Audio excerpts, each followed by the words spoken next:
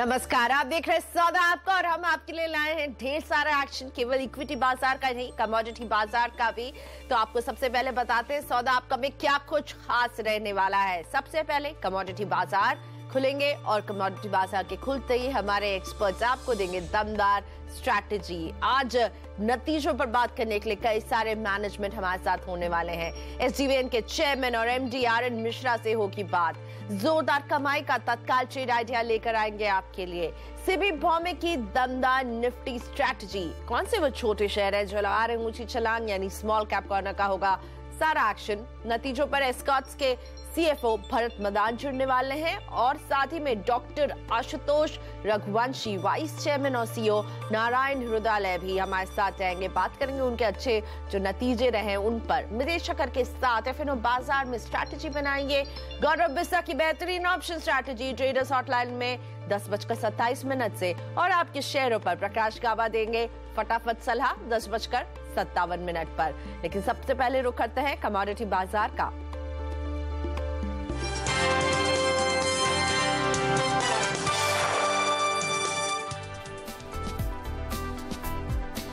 Monsoon आज किसी भी वक्त केरल तट पर दस्तक दे देगा। साथ ही पूर्वोत्तर में भी आज मॉनसून को पहुंचने की उम्मीद है। एक हफ्ते से केरल के कई इलाकों में बारिश जारी है। इस बीच बंगाल की खाड़ी में उठे मोरा तूफान की वजह से मॉनसून और तेज हो गया है और अब नजरें होनी चाहिए कि आज किन लेवल्स पर हो रही है शुरुआत कमोडिटी बाजार की। खुल चुके कमोडिटी बाजार।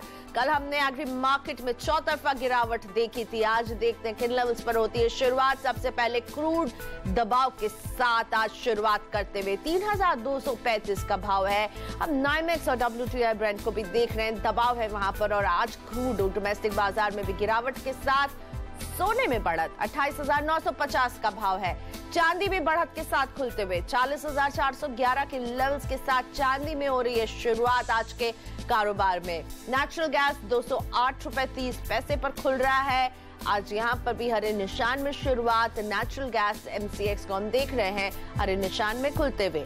बेस मेटल्स का चेक लेते हैं कि कहां पर हो रही है आज बेस मेटल्स में शुरुआत। बेस मेटल्स आपके सामने लाएंगे। कॉपर गिरावट के साथ खुल रहा है 366 रुपए 40 पैसे पर कॉपर MCX है गिरावट। एल्यूमिनियम अभी खुला है, ज्यादा मोमेंटम नहीं है, 125 रुपए 95 पैसे का भाव। लेड में दबाव 135 रुपए 75 पैसे पर लेड की शुरुआत हो रही है आज के कारोबार में। और साथ ही में निकल में बढ़त हम देख रहे हैं 585 पैसे 70 पैसे के साथ खुलता हुआ निकल है आज। जिंक में भी आज बढ़त के साथ शुरुआत होते हुए हम देख रहे हैं हरे निशान में जिंक। तो मिली जुली ओपनिंग बेस मेटल्स की। और अब नजर डालते हैं एग्री कमोडिटीज पर। सोयाबीन गिरावट के साथ खुल रहा है 2690 का भाव है। यहाँ पर आज हम गिरावट देख रहे हैं। धीमी शुरुआत सरसों भी करते हुए गिरावट के साथ ही 3507। कल हमने एग्री स्पेस में जबरदस्त गिरावट देखी थी। मॉनसून की खबरें जैसे जैसे पुख्ता हो रही है एग्री स्पेस में हम थोड़ा सा अनईजीनेस देख रहे हैं। लेकिन हल्दी आवक बढ़ गई है, लेकिन फिर भी आज हम देख रहे हैं शुरुआत हल्दी की मजबूती के साथ होते हुए। वहीं जीरा भी आज हरे निशान पर खुल रहा है 17,530 का भाव है। तो खुल चुके कमोडिटी बाजार। अपने एक्सपर्ट से समझते हैं कैसी हो आपकी स्ट्रैटेजी। पैराडाइम कमोडिटीज के बिरेन वकील और मोतीलाल ओसवाल कमोडिटीज के नवनीत दमानी हमारे साथ हैं। Navneet, good morning. आपसे शुरुआत करते हैं। कच्चे तेल में आज क्या किया जाए? हम गिरावट के घेरे में देख रहे हैं कच्चे तेल को।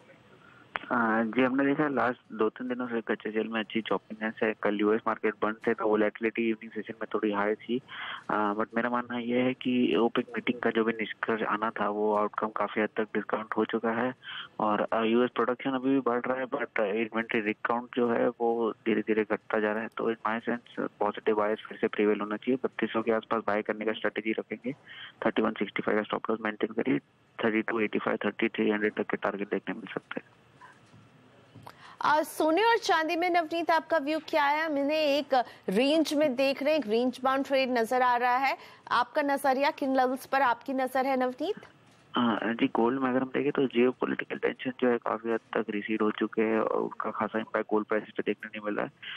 और जो फेड फंड रेट हाइक है, जो जून की रेट है, पॉसिबिलिटी करीब करीब 90% है, तो वो भी काफ़ी हद तक प्राइस इन हो चुके हैं गोल्ड प्राइसेस में। हालांकि खासा गिरावट देखने नहीं मिला है प्राइसेस में। मुझे लगता है कि यहाँ से बुलिश बायस प्रिवेल होना चाहिए गोल्ड प्राइस में। 28,850 के आसपास बाय करना चाहिए। 28,700 का स्टॉप लॉस मेंटेन करिए और 29,135 तक का टारगेट देखने मिल सकता है। साथ ही साथ अगर हम सिल्वर की बात करें तो बेस मेटल में अच्छी स्ट्रेंथ देखने मिली काफी दिनों से और सिल्वर प्राइसेस काफी फर्म ट्रेड हो रहे हैं। 40,400 तक के लेवल हमने लास्ट वीक में देखे थे, वही लेवल के आसपास प्राइसेस फिर से आ चुके हैं। कोई भी टिप यहाँ से एक बाय की अपॉर्चुनिटी रहेगी। 40,000 के नीचे स्टॉप मेंटेन करिए और 40,800 41,000 के टारगेट पॉसिबल है। ओके, तो सोने और चांदी में बाय साइड रहने की दमरी जी आपको सलाह दे रहे हैं। चांदी में जुलाई कॉन्ट्रैक्ट में खरीद की सलाह और सोने में जून कॉन्ट्रैक्ट में दे रहे हैं खरीद की सलाह।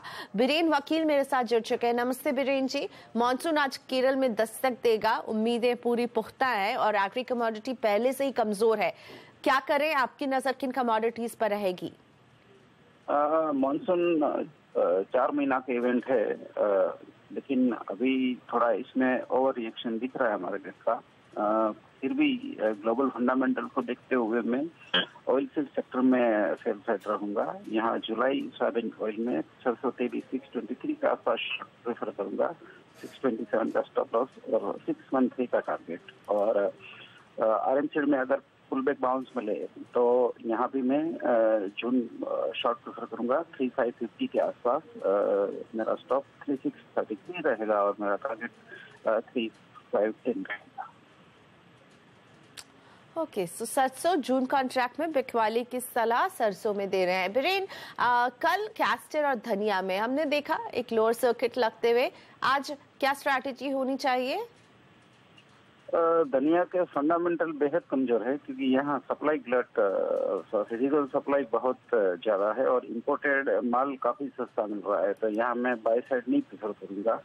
यहाँ मैं शॉर्ट प्रेफर करूंगा। जुलाई कॉन्ट्रैक्ट में 5150 के आसपास 5300 का मेरा स्टॉप लॉस रहेगा। मेरा टारगेट 4950 रहेगा।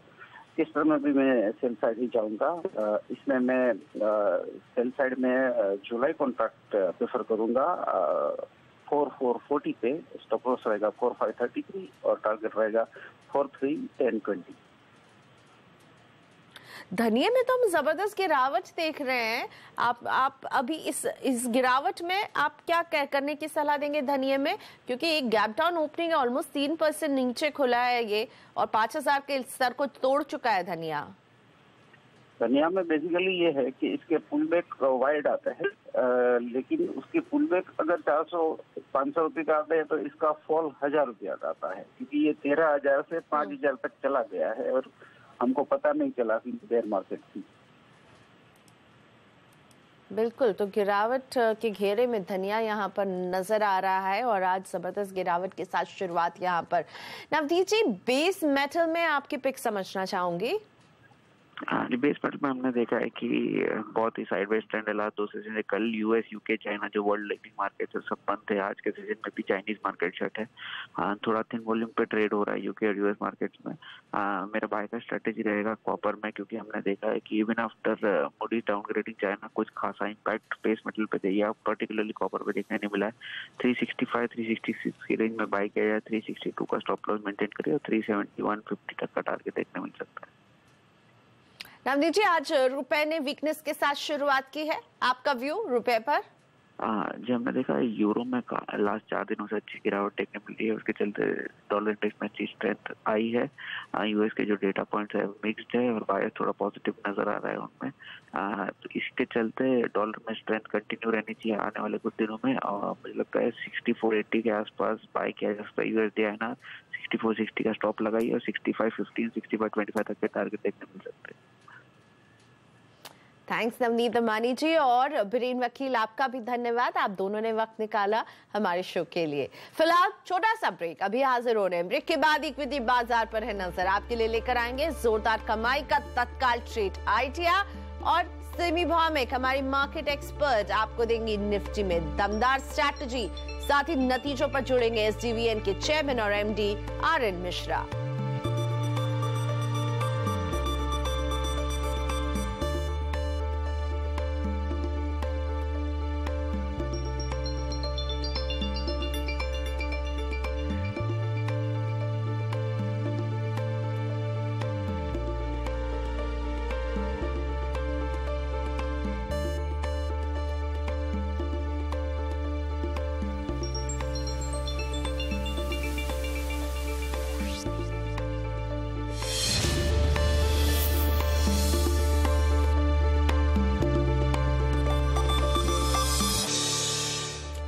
आज बाजारों ने 3 दिन के शानदार ट्रेडिंग के बाद प्रॉफिट बुकिंग से शुरुआत की थी, लेकिन अब हम फिर से इसे संभलते हुए देख रहे हैं। सेंसेक्स में अब 54 अंकों की बढ़त के साथ हो रहा है कारोबार।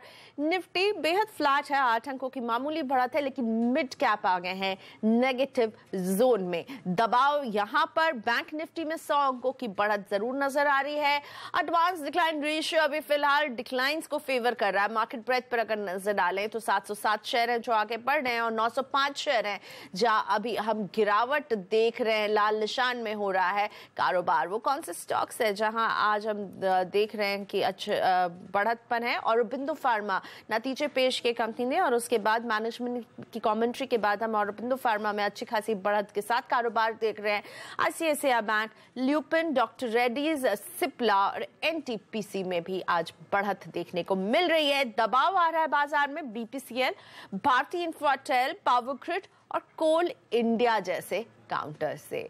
मेरे साथ जुड़ रही है हमारी मार्केट एक्सपर्ट सिमी भौमिक.com की Simi Bhowmik. Simi, good morning. Nifty को हम अभी तो बेहद फ्लैट देख रहे हैं। 3 दिन का शानदार प्रदर्शन रहा और आज थोड़ा सा सुस्ता रहा है बाजार। आपके राय में टेक्निकल चार्ट्स में कैसा दिख रहा है निफ्टी?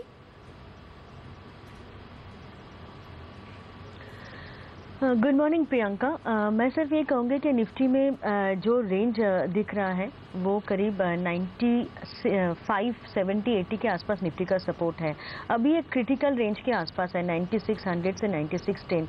ये निफ्टी का क्रिटिकल लेवल है। निफ्टी को इस रेंज के ऊपर मेंटेन करना पड़ेगा पूरा दिन अच्छा रहने के लिए।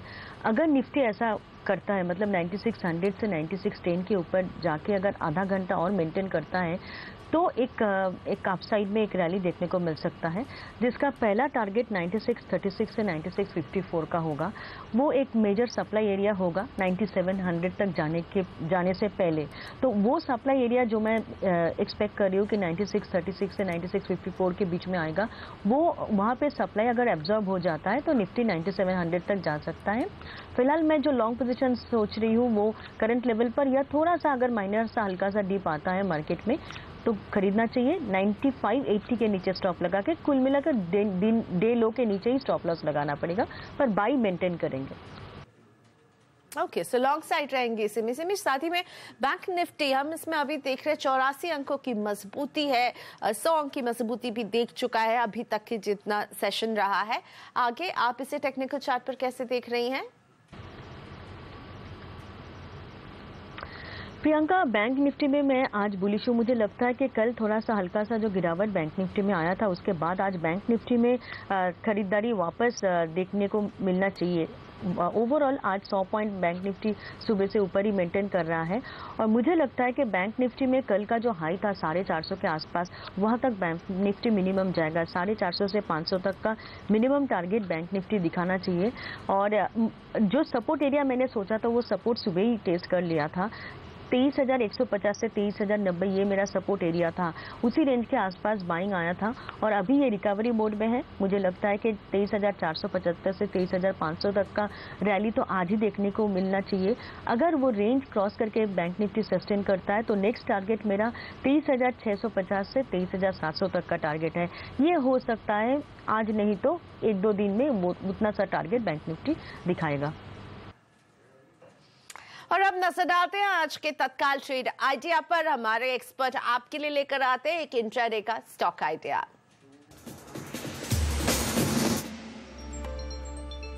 टेक्निकल एनालिस्ट नीरव वखारे आज आपके लिए ले आए हैं इंट्राडे का आइडिया और इनके मुताबिक बीईएल में है बिकवाली की सलाह। लक्ष्य 169 पर हो नजर, स्टॉप लॉस 174 रुपए 50 पैसे पर रखिए और बिकवाली बेल इंट्राडे के लिए।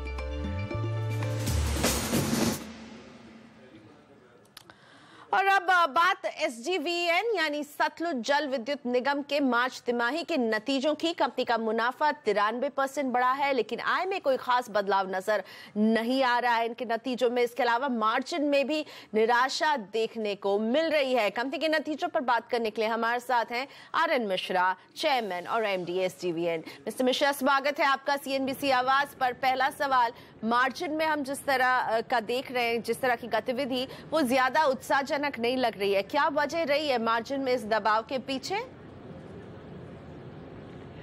ऐसा है कि मार्केट में आप देखें तो SJVN के जो शेयर्स हैं वो करीब करीब उनकी शेयर प्राइसेस कंसिस्टेंट रहती हैं, स्टेबल सी रहती हैं, और इसमें जो बढ़ाव होता है वो कभी काफ़ी ग्रेजुअल रहता है। और इसलिए जो है ये कहना कि मार्केट में किसी तरह की निराशा है, वह ऐसी बात नहीं है। जो हमारे तिमाही के नतीजे हैं उनमें इनकम फ्रॉम ऑपरेशन जो है इस 3 महीने के उसमें 0.42% का इंक्रीज है, लेकिन अदर इनकम हमारी बढ़ने के कारण कुल इनकम में करीब 44% का बढ़ोतरी हुई है। और जैसा आपने कहा कि हमारा प्रॉफिट जो है इस तिमाही का करीब 91% बढ़ा है। ये पूरे वर्ष का लें तो हमारा जो है कि प्रॉफिट पिछले वर्ष की अपेक्षा 9.72% बढ़ा है, और हमने जो डिविडेंड डिक्लेयर किया है इस बार वो 50 पैसे है, जो कि पिछले साल जो कि वो 42 पैसे था, तो उसमें भी, और टोटल डिविडेंड इस साल का हमारा 2 रुपये 75 पैसे है।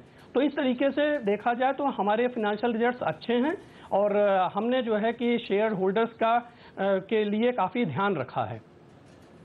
जी मिस्टर मिश्रा, आपके प्रॉफिट में हम देख रहे हैं सपोर्ट आपको मिल रहा है, एक फाइनेंस रिवर्सल हुआ है 83 करोड़ के आसपास का, और आपने जैसा भी जिक्र किया अदर इनकम रहा है 288 करोड़ का। इनके बारे में थोड़ा सा समझाएंगे। जो हमारी जो अदर इनकम हैं वह इस वर्ष ज़्यादा बढ़ी हैं, उनके कुछ कारण हैं। एक तो ये है कि हमें जो है रामपुर प्रोजेक्ट जो 412 मेगावाट का है उसके लिए हमें CDM के अंदर जो है हमें कार्बन क्रेडिट मिला है 64.53 करोड़ का। इसके अतिरिक्त हमें जो हमारी जो है कि सरचार्ज जो है लेट पेमेंट सरचार्ज उसका हमें करीब 120 करोड़ रुपए इस बार मिला है, जो कि पिछले वर्ष से करीब 112-13 करोड़ रुपए ज़्यादा है। और बैंक से भी जो इंटरेस्ट मिला है वो भी हमारा बढ़ा है। तो ये मेजर रीजंस हैं जिसके कारण कि हमारे जो है और इंटरेस्ट फ्रॉम बेनिफिशियरीज भी कुछ मिले हैं, जिसके कारण हमारी अदर इनकम बढ़ी हुई है। धन्यवाद हमसे बात करने के लिए। मिस्टर मिश्रा हमारे साथ थे, MD SJVN, बता रहे थे नतीजे अच्छे रहे हैं कंपनी के लिए। और इसी के साथ साथ आपका में हम लेते हैं छोटा सा ब्रेक, अभी हाजिर हो रहे हैं। ब्रेक के बाद सिमी भामी की ट्रेडिंग टिप्स लेकर आएंगे, साथ ही स्मॉल कैप कॉर्नर के एक्शन पर भी है हमारी नजर।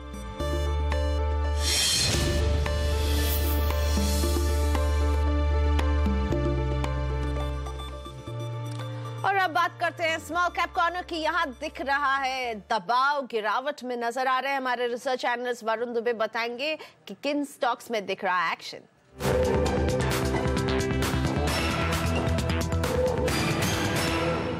देखिए लगातार दबाव में कारोबार कर रहा है स्मॉल कैप इंडेक्स, लेकिन स्टॉक्स पे भी एक्शन आज काफी ज्यादा देखने मिल रहा है। उस पर अगर बात करें तो खबरों के चलते जिन स्टॉक्स में एक्शन है उसमें लाइका लैब्स का काउंटर शामिल है। दरअसल इन्होंने यूएस बेस्ड जेनेरिक्स कंपनी के साथ एक लाइसेंसिंग एग्रीमेंट साइन किया है, जिसके कारण स्टॉक में अच्छी खासी बढ़त है 2% के आसपास। वही मोदी नेचुरल्स में एक बड़े इन्वेस्टर ने करीब 2 लाख शेयर खरीदे हैं, उसके बाद स्टॉक में करीब 5.5% के आसपास की तेजी है। लेकिन नतीजों के चलते काफी सारे स्टॉक्स में एक्शन देखने मिला और खासकर गिरावट देखने मिल रही है।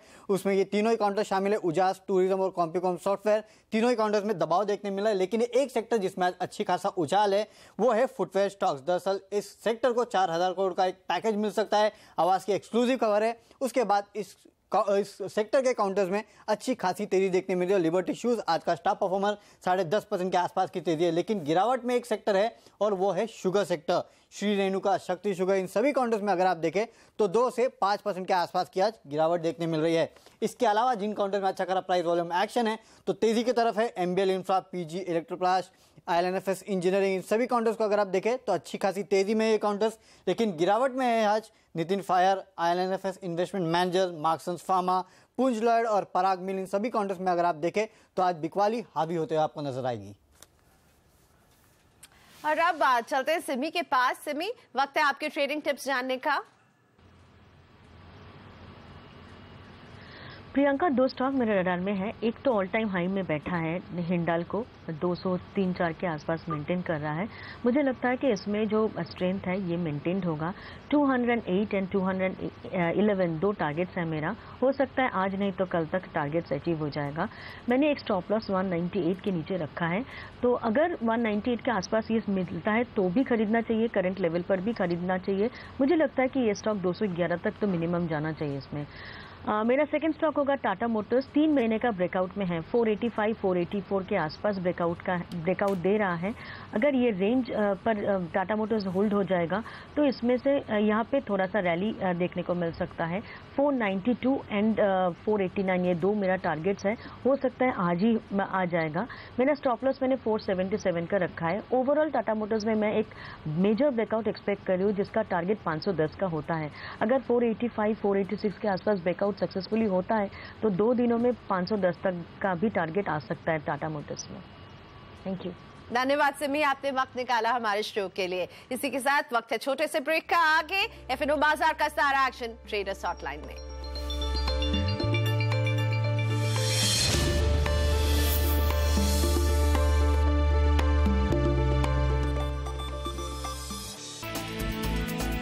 बाजार में उतार चढ़ाव, निफ्टी फिर 9600 के करीब। बैंक निफ्टी में अच्छी खरीदारी, लेकिन मिड कैप शेयरों की फिर पिटाई। लेदर सेक्टर के लिए 4000 करोड़ के पैकेज की उम्मीद में फुटवेयर शेयरों में जबरदस्त तेजी।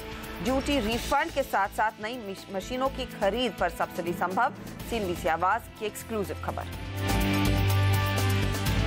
और बिंदु फार्मा में 9% की शानदार तेजी, खराब नतीजों के बावजूद मैनेजमेंट की कमेंट्री ने भरा जोश। मैनेजमेंट को आगे मार्जिन सुधरने की उम्मीद, अमेरिकी बिजनेस को लेकर भी पॉजिटिव। खराब नतीजों के बाद BHEL 11% तक टूटा, कमजोर ऑर्डर बुक के चलते ज्यादातर ब्रोकरेज हाउसेस की बिकवाली की सलाह। उम्मीद से खराब मुनाफे और मार्जिन से पावर ग्रिड में भी मुनाफा वसूली का दबाव। L&T के मिले जुले नतीजे, 2 शेयर पर 1 बोनस का शेयर ऐलान। हालांकि तमाम मुश्किलों के बावजूद मैनेजमेंट को FY18 में 12% रेवेन्यू ग्रोथ की उम्मीद। आ जाएंगे हिंडाल्को और M&M के नतीजे, 29% बढ़ सकता है हिंडाल्को का मुनाफा, लेकिन M&M की कमजोर नतीजों की आशंका।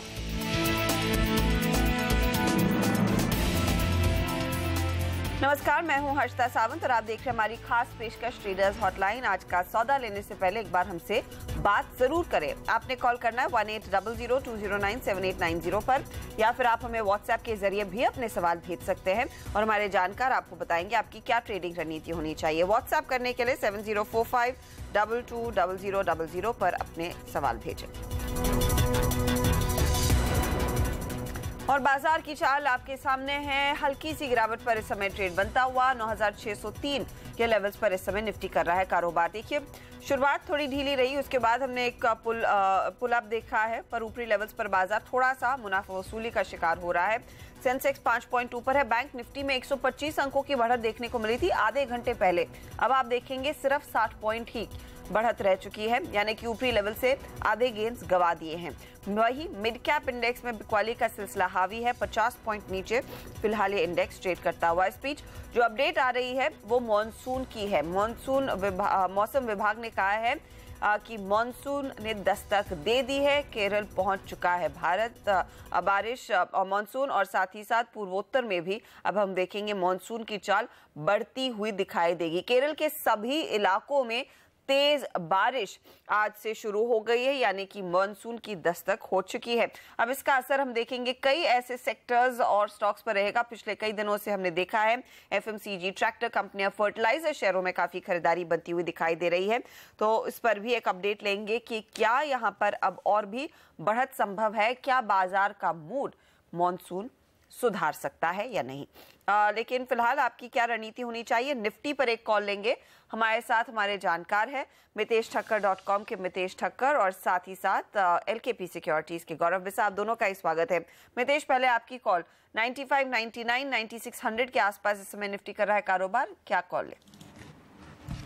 Good morning Harshita. I think पिछले हफ्ते के जो गेंस थे थर्सडे फ्राइडे का, उसको थोड़ा सा एब्जॉर्ब करेगा, तो एक प्रोसेस होता है कि 2-3 दिन मार्केट एक लल में चला जाता है, छोटी सी रेंज में आ जाता है, परंतु ट्रेंड मुझे अभी भी ऊपर लगता है और 9550 एक मेरे लिए अच्छा बाइंग जोन होगा, तो बाय ऑन डिप्स की स्ट्रैटेजी अपनाएं। 9500 9555 के आसपास बाय करें, 95 25 20 के नीचे स्टॉप लॉस लगाएं और मुझे लगता है कि इवेंचुअली 9650 और 9700 के टारगेट्स आने वाले कुछ दिनों में देखने को मिल सकते हैं। तो कभी भी आपको इंट्राडे बाय मिले, इंट्राडे अगर डिक्लाइन मिले 30 से 40 पॉइंट का, तो एक अग्रेसिव बाइंग निफ्टी में कर सकते हैं। ये बाजार है जहां पर हर डिप में खरीदारी करनी है आपको, और वही आइडिया पर आप काम करें। हर डिप पर तेजी की पोजीशन लीजिए 9650 के टारगेट के लिए, मितेश का कहना है। गौरव, आप कैसे ट्रेड करेंगे? Good morning. मैं भी सहमत हूँ मितेश ने जो कहा कि 9550 एक काफ़ी स्ट्रॉन्ग अच्छा लुक्रेटिव बाइंग पॉइंट है। 9500 का एक काफ़ी रेजिस्टेंस था, उसके ऊपर ब्रेकआउट आया है, तो वो एक काफ़ी अच्छा सपोर्ट के तौर पे उभरते हुए आएगा। 9550 के यहाँ पे आप बाय कर सकते हैं। 9500 का इसमें स्टॉप लॉस होगा। 9650 के लेवल्स एक बार रिटेस्ट हो सकते हैं। और इस समय की जो सबसे बड़ी खबर है वो यही है कि मॉनसून ने दस्तक दे दी है। हमारे साथ है IMD के DG जे रमेश। रमेश जी, स्वागत है आपका। क्या अपडेट है आपके हाथ? सब केरल पहुंच चुका है और वहां से आगे की क्या चाल रह सकती है? केरल पहुंच चुका है और नॉर्थ ईस्ट इंडिया में भी पहुंच चुका है साइमल्टेनियसली। और वो साइक्लोन होने की वजह से अच्छी बारिश होगी। लैंडफॉल अभी शुरू हो गया चिटागांग कोस्ट पे वो साइक्लोन का। उसके बाद नॉर्थ ईस्ट में पूरी विस्तार से बारिश होगी उधर। और केरल में भी कोस्टल रीजन में अच्छी बारिश 24 घंटे से हो रही है, कोस्ट में होगी। एंड वेस्ट कोस्ट में एडवांसमेंट ज्यादा रहेगा compare to the east coast segment of the country. Okay, जब आप कहते हैं वेस्ट कोस्ट में एडवांसमेंट ज्यादा रहेगा तो गोवा महाराष्ट्र कब तक दस्तक दे सकता है मॉनसून? गोवा तक 7-8 जून तक गोवा तक जा सकता है मानसून। 7-8 जून तक। और महाराष्ट्र फिर उसी के साथ पहुंचेगा? नहीं, वो उसके बाद देखें। Goa is another point now.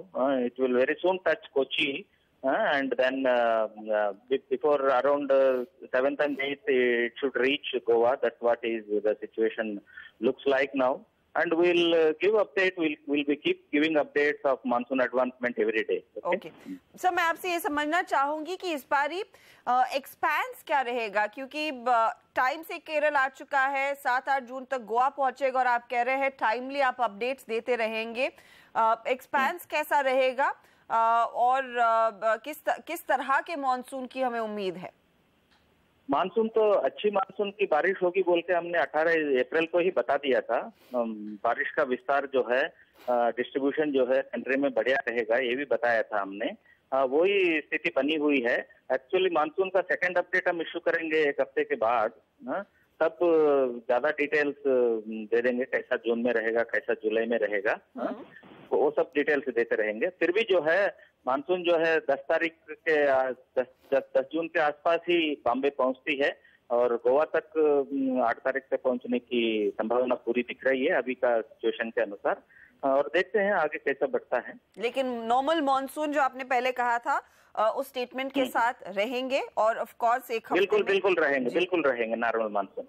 बहुत क्लासिकल रेनफॉल डिस्ट्रीब्यूशन होगी, ये भी बताए थे हमने। वही सिचुएशन अभी भी दिख रही है। जो 18 अप्रैल का जो आकलन है जी, वो तो बरकरार है। बहुत बहुत शुक्रिया रमेश जी। और आगे हम आपसे एक हफ्ते में अपडेट लेंगे और हमारे दर्शकों की सहूलियत के लिए, जैसे उन्होंने कहा कि एक हफ्ते में और डेटा निकलेगा, जून जुलाई में किस तरह की मॉनसून की चाल रहेगी ये सामने निकल कर आएगा। और जैसे 18 अप्रैल को IMD ने फोरकास्ट किया था कि इस बार ये एक सामान्य मॉनसून रहेगा, उस फोरकास्ट के साथ वो अभी भी रह रहे हैं। अच्छी बारिश रहेगी इस पर्टिकुलर सीजन में। और जैसे उन्होंने कहा 7-8 जून में तक ये गोवा पहुंचेगा और 10 जून तक महाराष्ट्र पहुंचने का आकलन है। ये फिलहाल अपडेट आपके लिए मॉनसून की ओर से। अब आगे बढ़ते हैं, देखते हैं आज का फिर ट्रेड क्या बनता है। इस अपडेट के साथ क्या अपॉर्चुनिटीज दिखाई दे रही हैं लोगों को फिर से FMCG कंपनियों में या फिर फर्टिलाइजर कंपनियों में पैसे लगाने की? ITC, HUL जैसे स्टॉक्स आपकी स्क्रीन पर लेकर आते हैं, एक अंदाजा लगेगा आज किस तरह का ट्रेड बनता दिखाई दे रहा है। ITC तो हल्का सा नीचे है, HUL कल अच्छी रैली दिखा रहा था, थोड़ा सा सॉफ्ट होता दिखाई दिया है। मितेश, आपकी क्या राय रहेगी इन स्टॉक्स पर? क्या अभी भी ट्रेड है या फिर महंगे हो चुके हैं? आप मैरिको, गोदरेज जैसी कंपनियों पर ज्यादा फोकस करना चाहेंगे? आई थिंक ITC देखिए एक फ्रेश ट्रेंड को ट्रिगर करके चला है। उसने 320 का टारगेट नियरली अचीव कर लिया, कल 319.80 पैसे का कुछ हाई बनाया था, परंतु ट्रेंड अभी तक इसका खराब लगता नहीं है। तो मुझे लगता है कि अगर ये अपने शॉर्ट टर्म एवरेजेस को पुल बैक देता है तो एक अच्छी बाइंग अपॉर्चुनिटी प्रेजेंट करेगा करीबन 307-8 के आसपास में। 303 के नीचे का स्टॉप लॉस लगाएं और 325 330 के पहला टारगेट देखें। और मुझे लगता है कि इवेंचुअली इसमें और भी ऊपर जाने की संभावना काफ़ी अच्छी है, परंतु 325-30 का एक ट्रेडिंग टारगेट रख के चल ही सकते हैं यहाँ पर। उसके अलावा भी मुझे FMCG स्टॉक्स में काफ़ी तेजी है। आई थिंक सेक्टर के काफ़ी स्टॉक्स पसंद है। मैरिकॉम में मैं वेट कर रहा हूँ कि 320 के ऊपर अगर क्लोजिंग आती है तो एक ब्रेकआउट होगा शॉर्ट टर्म और उसके बाद एक लॉन्ग ट्रेड बनेगा वहाँ पर। HUL फिलहाल एंट्री सजेस्ट नहीं करूँगा, परंतु बाय ऑन डिक्लाइंस देख सकते हैं यहाँ पर। HUL में इनफैक्ट अगर किसी ने लिया है तो प्रॉफिट बुकिंग के लिए भी अच्छे लेवल्स हैं यहाँ पर। ठीक है, ये फिलहाल आपके लिए सलाह। HUL, ITC, मैरिको जैसे ट्रेड्स पर आप गौर जरूर करें। अब बात करते हैं हमारे दर्शकों से। हमारे साथ पहले दर्शक जुड़ गए हैं, जगताप साहब जलगांव से। बताइए सब, क्या सवाल है आपका? मैडम, मैंने अजंता फार्मा के 2 लॉट शॉर्ट किए थे 1560 पे। हेलो, ये शॉर्ट किया है, कब पोजीशन लिया आपने ये? कल शॉर्ट किए थे मैडम। कल की पोजीशन है शॉर्ट की आपने 1560 पर। 1545 के ट्रेड्स हैं। गौरव, क्या सलाह होगी?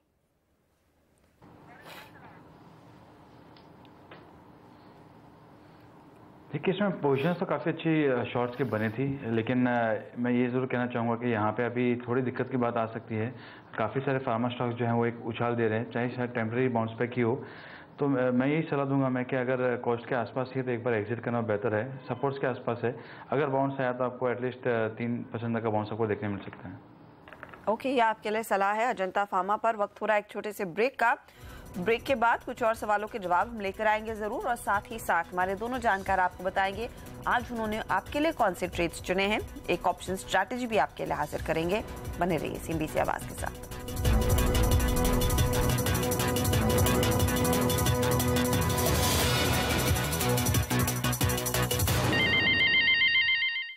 आप देख रहे हैं ट्रेडर्स हॉटलाइन CNBC आवाज पर। बाजार ऊपरी लेवल्स पर थोड़ा सा अटकता हुआ दिखाई दे रहा है, ऐसे में स्टॉक्स पर फोकस करते हैं। कहां पर ट्रेड के मौके दिख रहे हैं आज? सबसे पहले एक ऑप्शन स्ट्रैटेजी गौरव बिस्सा से जानते हैं। बताइए गौरव। देखिए, एक स्टॉक जो काफ़ी आज वीक लग रहा था वो है REC का। 180 पुट बाइंग की सलाह थी, लेकिन अभी पिछले 15-20 मिनट में इसमें 7 से 8 रुपए की गिरावट ऑलरेडी देखने मिल चुकी है। तो ये अभी उतना लुक्रेटिव इसके लिए पुट के ऑप्शंस के लिए नहीं होगा, लेकिन अगर किसी को उसका अगेंस्ट उसके कुछ और चाहिए वीक साइड में ही, तो मुझे लगता है आप एक बार के लिए निफ्टी का पुट ऑप्शन बाय कर सकते हैं 9550 का। जो मैंने कहा एक डिप थोड़ी सी आ सकती है, तो वो आप एक पुट ऑप्शन बाय कर सकते हैं। यहाँ पे अगर उछाल आती है REC का तो ही बाय कीजिए। यहाँ पे थोड़ा रिस्क हो जाएगा क्योंकि 7-8 रुपये अब 15-20 मिनट गिर चुका है। ओके, ये आपके लिए सलाह है। REC में ट्रेड बनता है इस समय। याद रखिए आज नंबर्स भी आने वाले हैं REC के, और उस पर भी नजरें रहेंगी। और उन्होंने ये भी कहा 9550 का निफ्टी का आप पुट लेंगे तो वहां पर ट्रेड एक्टिव बनता हुआ दिखाई देगा। स्टॉक्स पर आते हैं। मितेश, आप हिंडाल्को पर एक तेजी का कॉल दे रहे हैं प्री नंबर्स। जी हाँ, आई थिंक हिंडाल्को काफ़ी टाइम बाद 200-202 के ऊपर शायद सस्टेन कर रहा है। तो अभी क्लोजिंग आई नहीं है, परंतु ब्रेकआउट के चांसेस काफ़ी लगते हैं। इंडिकेटर सेटअप पॉजिटिव है, तो यहाँ पे एक ट्रेड सजेस्ट करना चाहूँगा। 199 के स्टॉप लॉस से लॉन्ग करें, 216 तक के टारगेट्स देखें। और काफ़ी टाइम बाद फार्मा स्टॉक्स में कुछ रिवर्सल है, तो अरविंदो फार्मा मुझे लगता है कि एक इंट्राडे बाउंस बैक जैसा ट्रेड बन सकता है 1 या 2 दिन के लिए। तो आई थिंक इंट्राडे चार्ट्स पे एक रिवर्सल का साइन है, तो यहाँ पे बाय करें 540 के स्टॉप लॉस के साथ और 580 तक के टारगेट्स देखें। गौरव, आपने हिंडाल्को भी चुना है मितेश की तरह, क्या टारगेट्स दे रहे हैं?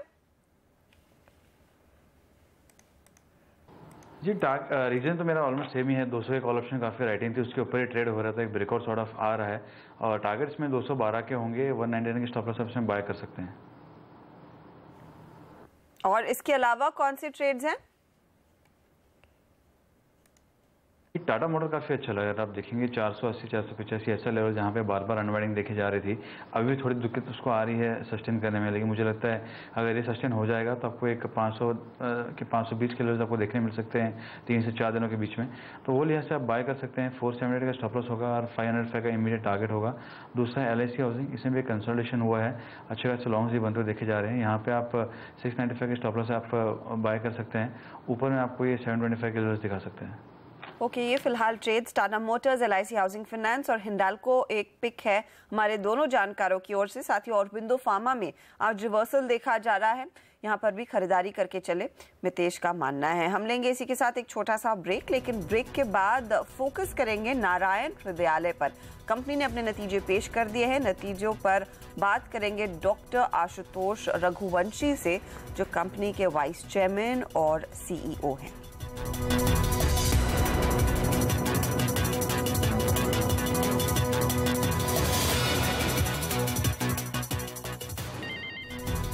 बात अब नारायण हृदयालय की करेंगे। मार्च तिमाही के नतीजे आ चुके हैं और हमने देखा है कंपनी की आय करीब 13% बढ़ी है, एबिटा में 17% का इजाफा बनता दिखाई दिया है। हमारे साथ है डॉक्टर आशुतोष रघुवंशी, इस कंपनी के वाइस चेयरमैन और CEO। और डॉक्टर रघुवंशी, शुक्रिया हमारे लिए समय निकालने के लिए। सर, हमें अगर बता सके इस पर्टिकुलर क्वार्टर में ऑक्यूपेंसी की स्थिति कैसी रही है और क्या आउटलुक रहेगा आने वाले तिमाही के लिए? पिछले थर्ड क्वार्टर के मुकाबले अगर हम कंपेयर करें तो ऑक्यूपेंसी में थोड़ा इम्प्रूवमेंट हुआ है और ऑक्यूपेंसी करंटली अबाउट 60% पे है। आगे के क्वार्टर में अगर देखा जाए तो ये क्वार्टर में सीजनल चेंज के कारण ज़्यादा ऑक्यूपेंसी होने की संभावना रहती है। हम देखते हैं कि जो फेस्टिवल सीजन है उस समय ऑक्यूपेंसी थोड़ी कम होती है, पर फर्स्ट क्वार्टर और fourth quarter typically, first, second and fourth quarter, इनमें टिपिकली ऑक्यूपेंसी ज़्यादा होती है। तो कितना इजाफा फिर देखने को मिलेगा आपकी अर्निंग्स में, अगर आप हमें ये बता सके, कंसिडरिंग आपके लिए फिर एब्सोल्यूट ऑपरेशनली स्ट्रॉन्ग क्वार्टर्स रहते हैं पहले और सेकंड? फॉरवर्ड तो मैं I will not hazard a guess, पर मैं ये आपको जरूर कह सकता हूँ कि पिछले साल बहुत से रेगुलेटरी प्रेशर्स के कारण कैश सेगमेंट के जो पेशेंट्स होते हैं उनके ऊपर काफ़ी दबाव था। जैसे कि थर्ड क्वार्टर में डिमोनेटाइजेशन के कारण कुछ समय के लिए असर देखा गया, लास्ट क्वार्टर में स्टेंट प्राइसेस कंट्रोल के कारण कुछ प्रेशर देखा गया। वो सब प्रेशर्स अब जैसे जैसे नॉर्मलाइज होते जाएंगे तो हम पूरी तरह से पुरानी स्थिति में आएंगे। तो मैं ये तो गेस नहीं करना चाहूँगा कि कितना इजाफा हो सकता है टॉप लाइन में और बॉटम लाइन में, पर मैं इतना जरूर कह सकता हूँ कि इस एक वेरी हेल्दी ग्रोथ देखने को मिलेगी। सर, आपका हॉस्पिटल माना जाता है सस्ते में इलाज करने के लिए और स्पेशली हार्ट एलिमेंट्स पर आपकी स्पेशलिटी रही है। ये जो स्टेंट प्राइस कंट्रोल आया है उससे बिजनेस पर आपने कहा फोर्थ क्वार्टर में कुछ असर पड़ा, लेकिन गोइंग फॉरवर्ड स्थिति कैसी रहेगी और फिर ये आपके लिए क्या एक विन विन सिचुएशन रहेगी, क्योंकि नारायण हृदयालय का फोकस यही रहा है कि सस्ते और एफिशिएंट इलाज देने का। यस, हाँ, हमारा मानना है कि ये इस तरीके के कंट्रोल्स जरूरी थे क्योंकि उससे एक ज़्यादा larger segment of patients cover हो सकता है। हमारे मॉडल का हमेशा से यही प्रयास रहा है कि प्रॉफिटेबिलिटी जो है वो क्वालिटी और ज़्यादा नंबर्स के बेसिस पे हो, ना कि हाई प्राइस के बेसिस पे। तो डेफिनेटली जैसा आपने कहा ये एक हमारे लिए एक तरीके से अच्छी न्यूज़ है, पर उसमें कुछ एडजस्टमेंट्स करना ज़रूरी है समय के साथ। मेरा ऐसा भी मानना है कि जैसे जैसे समय बढ़ेगा और दूसरे भी कंट्रोल्स आएंगे, न केवल हार्ट ट्रीटमेंट पर जैसे जॉइंट ट्रीटमेंट्स हैं एक्सेट्रा, जो भी इम्प्लांट्स का इस्तेमाल होता है, तो जैसे वो करेक्शन होता जाएगा उसका जरूर हमारे जैसे बिजनेस मॉडल को फायदा होगा, ऐसा हमारा मानना है। बहुत बहुत शुक्रिया डॉक्टर रघुवंशी हमारे लिए समय निकालने के लिए, and all the best coming quarters के लिए। तो एक वाकई में क्रांति लाने की कोशिश सरकार कर रही है, वो स्टेंट प्राइसेस कम करके, और इसका फायदा नारायण हृदयालय जैसे मॉडल्स को जरूर मिलेगा, क्योंकि पहले से ही ये सस्ते में इलाज करने पर जोर देते आए थे और उसका डेफिनेट फायदा ग्राहकों को साथ साथ कंपनी को भी दिखाई देगा। स्टॉक आपके सामने 3% ऊपर है। वक्त हो रहा है इसी के साथ एक छोटे से ब्रेक का। ब्रेक के बाद आपके सवालों के जवाब हम देंगे जरूर। प्रियंका संभव आपका साथ देंगी और साथ ही रामदेव अग्रवाल के साथ एक खास बातचीत की झलक भी आपको देंगे। बने रहिए CNBC आवाज पर।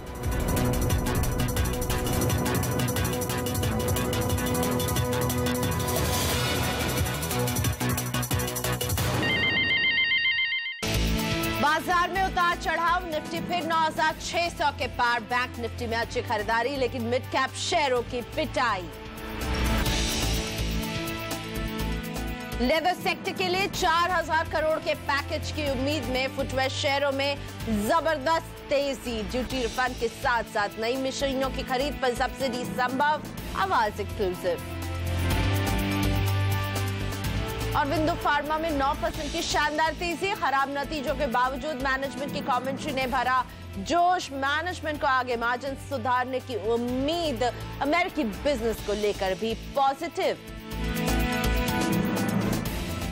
खराब नतीजों के बाद भेल 10% तक टूटा, कमजोर ऑर्डर बुक के चलते ज्यादातर ब्रोकरेज हाउसेस की बिकवाली की सलाह, उम्मीद से खराब मुनाफे और मार्जिन से पावर ग्रिड में भी मुनाफा वसूली।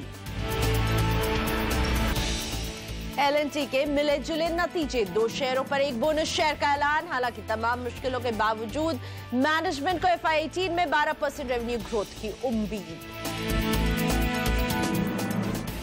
आज आगे हिंडाल्को और M&M के नतीजे, 29% बढ़ सकता है हिंडाल्को का मुनाफा, लेकिन M&M से कमजोर नतीजों की आशंका। और समय से पहले केरल पहुंचा मानसून, पिछले 24 घंटों से जबरदस्त बारिश, 8 जून तक हुआ और 10 जून को महाराष्ट्र में होगी बरसात। CNBC आवाज से IMD ने कहा इस साल होगी अच्छी बारिश।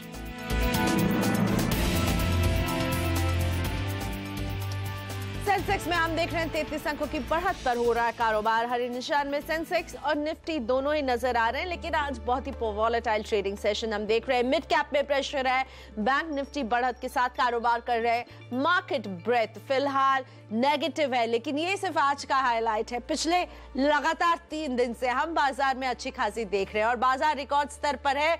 ऐसे में निवेशकों के मन में कई सवाल उठते हैं और इसलिए हमने शुरू की है खास series life at life time high, जिसमें जाने माने दिग्गज निवेशक आपको बताएंगे कि अब बाजार में क्या करना चाहिए। इसी कड़ी में CNBC आवाज के मार्केट एडिटर अनिल सिंघवी ने बात की जाने माने वेल्थ क्रिएटर मोतीलाल ओसवाल के जॉइंट MD रामदेव अग्रवाल से।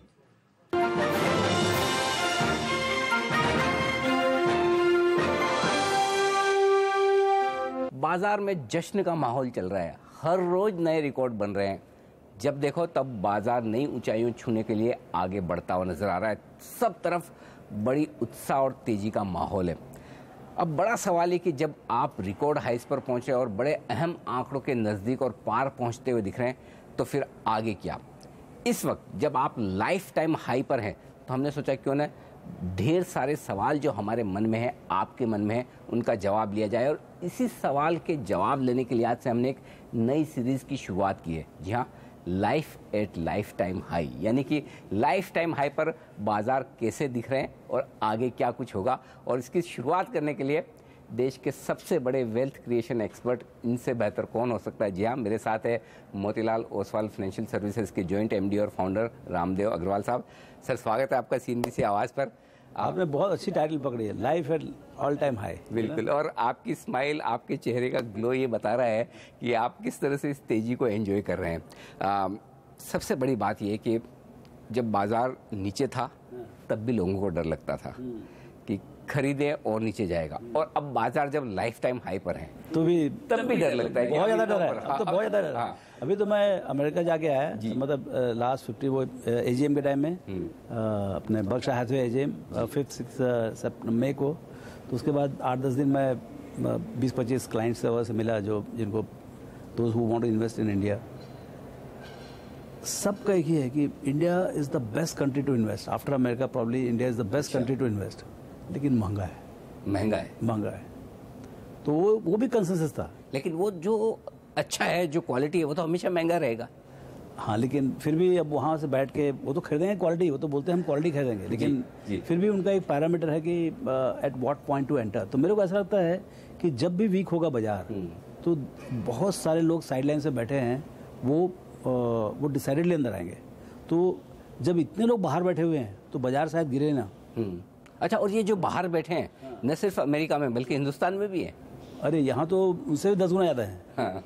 कि लेफ्ट आउट फीलिंग जो यहाँ है वो बहुत ज़्यादा है, लेकिन क्या है, लोगों ने फिर भी थोड़ी बहुत एंट्री ले ली है यहाँ पर 2%, 5%। वहाँ तो मतलब लोग जो पैसे लाना चाहते हैं वो तो इंडिया ही देखे नहीं है, इंडिया ही नहीं आए, पहली बार इंडिया आएंगे वो। Physically they are not travelled to India. अच्छा। या सो वो एक अलग टाइप की मतलब एक अलग टाइप का उत्साह है इंडिया के बारे में। तो इस उत्साह की वजह क्या है?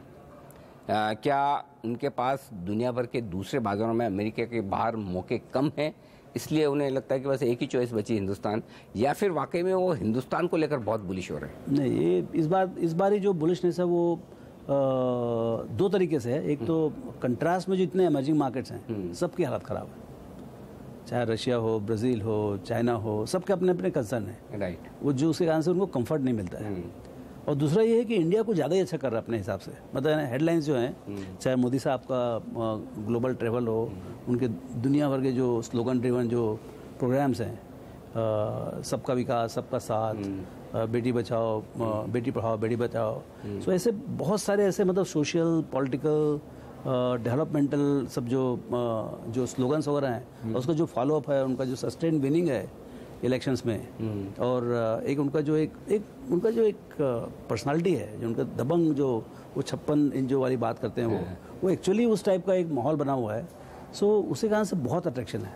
यानी कि हिंदुस्तान की इमेज ही वैसी बन गई, अभी दबंग देश वाली। हाँ, अभी एक शेर की तरह दिख रहा है वहाँ से। मतलब ग्लोबल माहौल में एक जो माहौल दिख रहा है, मतलब एक्चुअली मेरे थोड़ा सरप्राइज भी हुआ कि भाई इतना क्या गर्मी है। मतलब इंडिया उतना ही अच्छा है, फिर भी मैं बोला पहले भी बहुत अच्छा था, अभी भी बहुत अच्छा है। तो मेरे को इतना डिफरेंस समझ नहीं आया था, बट लेकिन 1 साल के अंदर भी बहुत अंतर पड़ गया इमेज में। अगर आप फॉरेन इन्वेस्टर्स की नज़र से देखें तो हिंदुस्तान बदल गया है बेहतर होने के लिए।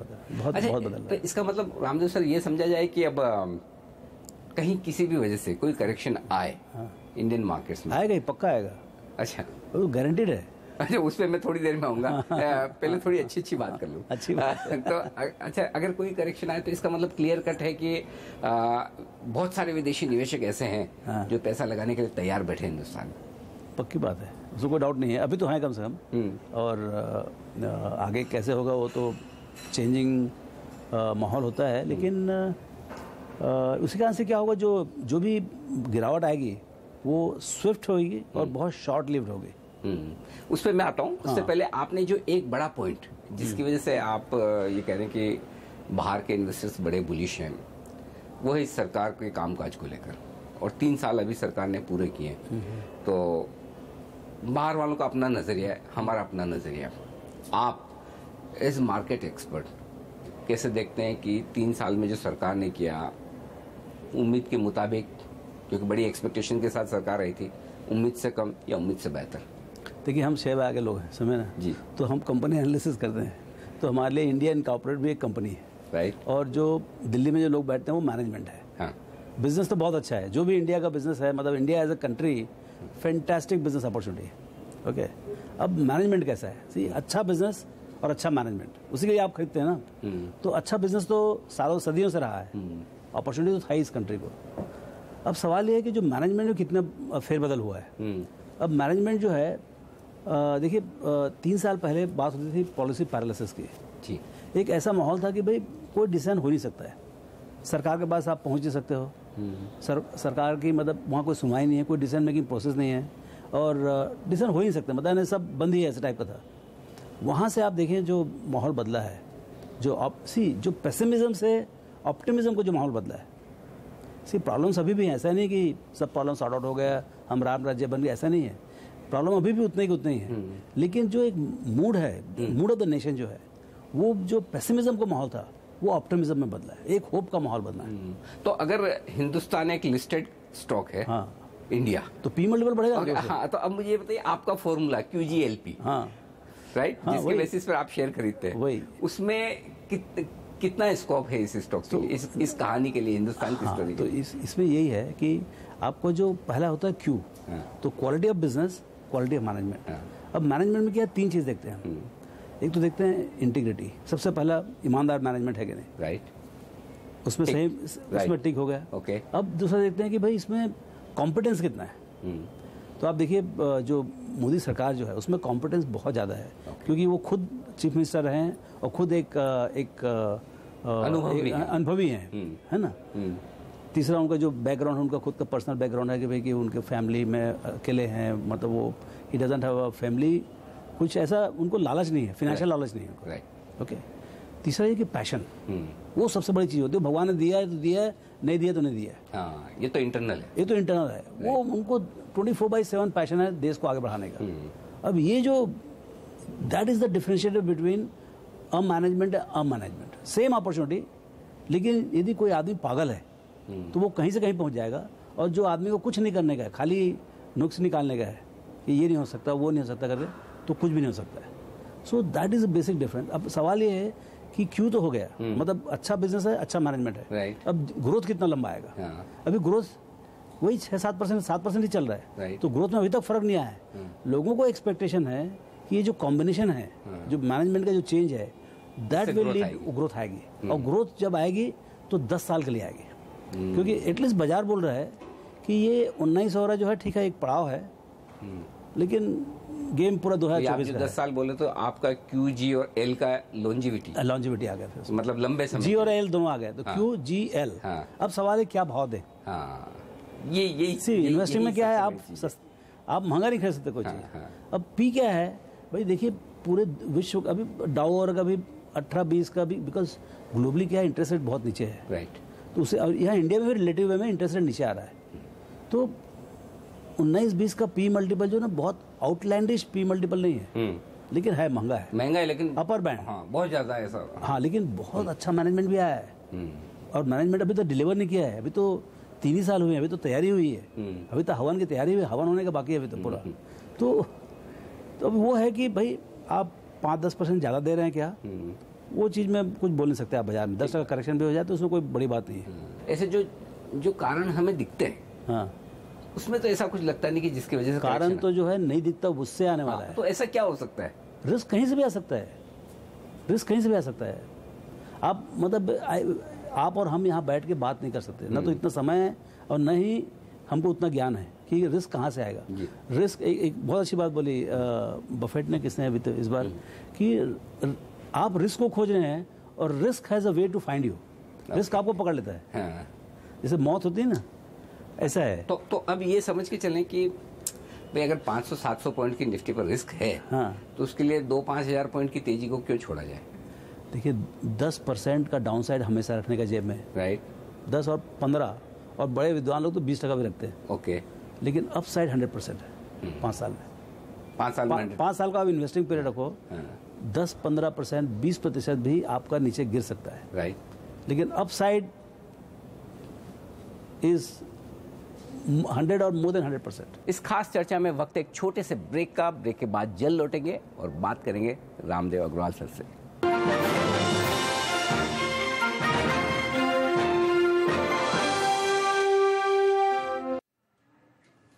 तो बाजार के दिग्गज से हमारी ये बातचीत आप दिन भर CNBC आवाज पर देख सकते हैं। जब बाजार है रिकॉर्ड हाई पर, तो बाजार के दिग्गज बाजार पर क्या राय रखते हैं, हम ये आप तक लेकर आ रहे हैं कंटिन्यूसली अपनी इन चर्चाओं के जरिए। फिलहाल छोटा सा ब्रेक लेते हैं, सौदा आपका में अभी हाजिर हो रहे हैं। ब्रेक के बाद हमारे मार्केट एक्सपर्ट प्रकाश गावा जुड़ेंगे, उनसे लेंगे आपके स्टॉक्स पर सलाह। साथ ही में एस्कॉर्ट्स के CFO भरत मधान से होगी बात उनके नतीजों पर, इस छोटे से ब्रेक के बाद।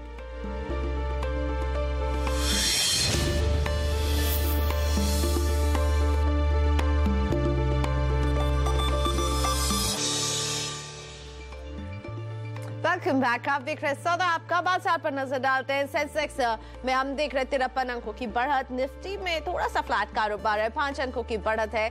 मेरे साथ जुड़ चुके हैं बाजार के जाने माने एक्सपर्ट प्रकाशगावा.com के प्रकाश गावा। Prakash ji good morning. Nifty को आप कैसे देख रहे हैं टेक्निकल चार्ट पर? 3 दिन हमने धुएंधार परफॉर्मेंस देखा, आज थोड़ा सा सुस्ता रहा है निफ्टी। क्या सुस्ता रहा है लेकिन वीक नहीं है तो स्ट्रेंथ। इतनी बढ़त के बाद एक पॉज लेता है, एक ब्रीदर लेता है प्रियंका, आज वो चल रहा है। लेकिन अपसाइड अब भी ऑन है। अपसाइड जो टारगेट है 9660 वहां तक जरूर जाएगा, हो सकता है आज जाए या कल चला जाए, लेकिन अप ट्रेंड स्टिल इंटैक्ट है। लोअर लेवल्स में 9570 75 जोन्स पर स्ट्रॉन्ग सपोर्ट जोन्स हैं। और अब बात करते हैं एस्कॉर्ट के मार्च तिमाही के नतीजों के बारे में। मार्च तिमाही में कंपनी ने शानदार नतीजे पेश किए हैं। कंपनी की आय जहां करीब 30% बढ़ी है, वहीं मार्जिन में भी बढ़त नजर आ रही है। इसके अलावा एबिटा में भी 70% की बढ़ोतरी दर्ज कर रही है कंपनी। और नतीजों पर बात करने के लिए हमारे साथ हैं Bharat Madan, CFO escort. Mister Madan, सबसे पहले तो बधाई, बहुत ही बढ़िया क्वार्टर रहा है आपके लिए, नतीजे शानदार रहे हैं। तो वॉल्यूम्स में हम जो बढ़त देख रहे हैं, ये आगे गोइंग फॉरवर्ड FY18 में भी बरकरार रहेगी? वेल, आई थिंक जो पेस है ग्रोथ की वो हो सकता है इतनी ना रहे। तो हमारे जो पिछले साल में 24% की ग्रोथ थी ट्रैक्टर के वॉल्यूम्स में, तो इतनी ग्रोथ होने की उम्मीद नहीं है। बस बेस ऑलरेडी बढ़ चुका है इंडस्ट्री में, बट डेफिनेटली हमें डबल डिजिट की ग्रोथ की उम्मीद है। अगर अच्छे मानसून की जो प्रेडिक्शन अभी देखने को मिल रही है, तो उसके रहते हमें उम्मीद है कि ये जो इंडस्ट्री है 12 से 15% की ग्रोथ जरूर दिखाएगी। मिस्टर मदान, ये मार्जिन को कहाँ से सपोर्ट मिल रहा है? मार्जिन पे जैसे कि हमारे कॉस्ट एफर्ट्स हमने किए थे पिछले 2 साल से, हमारे मटेरियल कॉस्ट के ऊपर प्रोजेक्ट चल रहा था, तो उसका डेफिनेटली हमें एडवांटेज मिला है। तो इस इन्फ्लेशनरी ट्रेंड के बाद भी हम उसको मटेरियल कॉस्ट को अपना कम कर पाए हैं, तो वो एक एडवांटेज डेफिनेटली रहा है। और सेकंड, ऑब्वियसली वॉल्यूम का लेवरेज तो था ही, ऑपरेटिंग लेवरेज जो इस पर्टिकुलर साल में हमें मिला है, उसका बेनिफिट भी मार्जिन में रिफ्लेक्ट हो रहा है। और साथ ही में नतीजों में एक टर्न अराउंड हम आपके कंस्ट्रक्शन इक्विपमेंट सेगमेंट में देख रहे हैं, ये कैसे रहा है? और इस अच्छे प्रदर्शन को आगे गोइंग फॉरवर्ड भी बरकरार रखने के लिए क्या करेगी कंपनी? कंस्ट्रक्शन इक्विपमेंट आपके लिए पहले के मुकाबले बेहतर साबित हुआ है इस क्वार्टर में? हाँ जी, इस क्वार्टर में 41% वॉल्यूम ग्रोथ देखने को मिली थी कंस्ट्रक्शन बिजनेस में। तो नॉर्मली सेकेंड हाफ जो है किसी भी फिस्कल का वो कंस्ट्रक्शन इक्विपमेंट के लिए अच्छा वॉल्यूम माना जाता है, तो फर्स्ट हाफ में थोड़ा वॉल्यूम प्रेशर पे रहता है। तो FY18 में भी हमें उम्मीद है ओवरऑल जो पूरे साल में हमारे रिजल्ट जो है वो पॉजिटिव टेरिटरी में ही रहेंगे। तो हमें 10 से 12% की वॉल्यूम ग्रोथ की उम्मीद है कंस्ट्रक्शन इक्विपमेंट बिजनेस पे भी। तो फर्स्ट हाफ हमारा में भी थोड़ा प्रेशर में रह सकता है, बट सेकेंड हाफ में हमें उम्मीद है कि वो इसलिए मोर देन मेड अप। शुक्रिया हमसे बात करने के लिए। भरत मदान, CFO एस्कॉर्ट्स हमारे साथ थे। क्वार्टर 4 नतीजे बहुत अच्छे रहे हैं एस्कॉर्ट्स के, और ये स्टॉक आपके स्क्रीन पर बढ़त पर, मानसून की जो अच्छी खबरें, पॉजिटिव खबरें निकल आ रही हैं, इसका भी फायदा कंपनी को मिलते हुए इस आगे वाले समय में। लेते हैं छोटा सा ब्रेक यहाँ पर। ब्रेक के बाद जब लौटेंगे तो प्रकाश गाबा की ट्रेडिंग टिप्स लेकर आएंगे आपके लिए।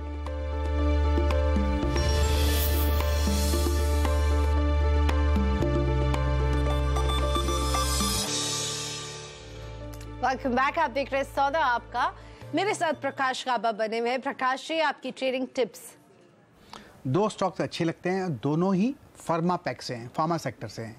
पहला स्टॉक है सिप्ला, काफ़ी हद तक अच्छा लग रहा है, बहुत अच्छा बॉटम बना है 2 दिन पहले और 2 दिन से कंटिन्यू हो रहा है। सिप्ला का जो टारगेट है ऑन द अपसाइड 525 का है, स्टॉप होना चाहिए 506, सिप्ला बाय। दूसरा स्टॉक जो अच्छा लग रहा है वो है ग्लैंडमार्क फार्मा। यहाँ पर बहुत बढ़िया बेस बना है, इतनी गिरावट के बाद जो जगह बनी है, ऐसी जगह बनी है कि यहाँ से एक बाउंस मिल सकता है। टारगेट ऑन द अपसाइड कुछ 650 के हैं, उसके बाद 660 भी नज़र आता है, उसे 1-2 दिन लग सकते हैं। स्टॉप होना चाहिए 611 का ग्लैंडमार्क का। धन्यवाद प्रकाश जी, आपने वक्त निकाला। और आज का फेवरेट सेक्टर हमारे एक्सपर्ट का जो सुबह से लगातार जिसका जिक्र हो रहा है, फार्मा, और इसी के स्टॉक प्रकाश जी भी आपको दे रहे थे। सौदा आपका में मुझे भी दीजिए यहीं पर इजाजत। आप बने रहिए CNBC आवाज के साथ। ब्रेक के बाद देखिए कमोडिटी बाजार का सारा एक्शन कमोडिटी राउंड अप में मुग्धा मिश्रा के साथ।